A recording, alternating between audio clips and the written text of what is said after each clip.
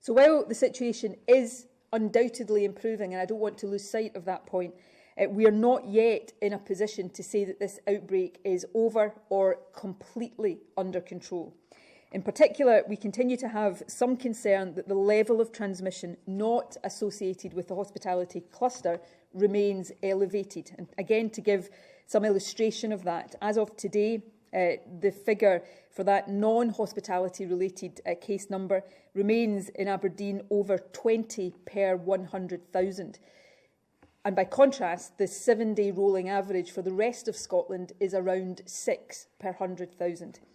It's therefore the Government's view, based on clear advice from the Chief Medical Officer and the National Clinical Director, that it is not yet safe to lift these restrictions immediately.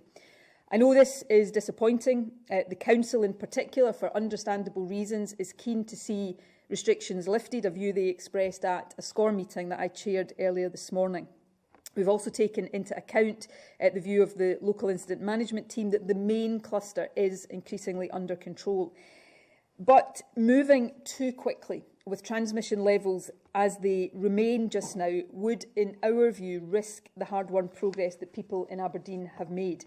As a result, it is our conclusion, reluctantly, and this has been a difficult decision this week, that hospitality businesses such as pubs, restaurants and cafes will remain closed, and the restrictions on household gatherings and travel will remain in place for a further